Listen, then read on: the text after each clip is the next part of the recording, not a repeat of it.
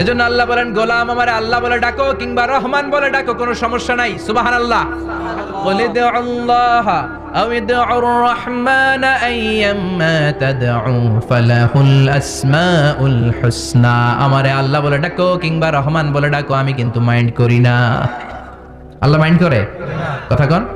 ওনারে আল্লাহ বললেও উনি খুশি, ওনারে রহমান ডাকলেও।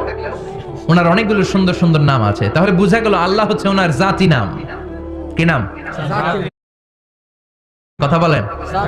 আরো সিফাতি নাম আছে, সুন্দর সুন্দর আরো 99টা নাম আছে না নাই? বিশ্বনবী বলেন, ইন্নালিল্লাহি 99 ইসমা। আল্লাহ নাম ছাড়া আল্লাহর আরো 99টা চমৎকার চমৎকার নাম আছে। মান আহসাহা দাখালাল জান্নাহ। যে এই নামগুলো সিনার ভেতরে রাখবে, জাহান্নামের আগুন তার জন্য হারাম করে দিবে কে?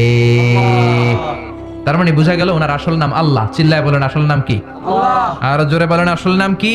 আল্লাহ। আবার আল্লাহ নামটা এত মজার নাম, এই নামের 4টা অক্ষর, প্রতিটা অক্ষর যদি আলাদা করেন, কোরআনের পরতে পরতে পরিচয় আছে না নাই? আল্লাহ লিখতে কয়টা অক্ষর? সবাই বলেন। 4টা। আলিফ লাম লাম হা। সবাই বলেন, আলিফ লাম লাম হা। আলিফ লাম লাম হা। আর জোরে, আলিফ আলিফ লাম লাম হা।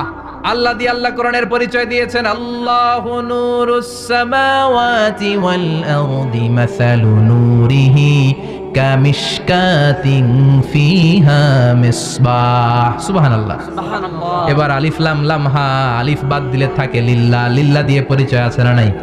লিল্লাহি মা ফিস সামাওয়াতি ওয়া মা ফিল আরদি ওয়া হুয়া বিকুল্লি শাইইন আলিম।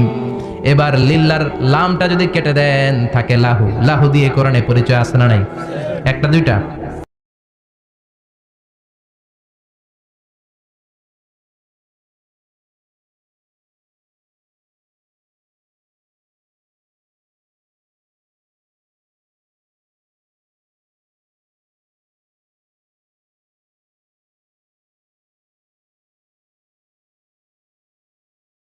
কথা বলেন। লাহুল মুলকু ওয়া লাহুল হামদু ওয়া হুয়া আলা কুল্লি শাইইন কাদির। এবার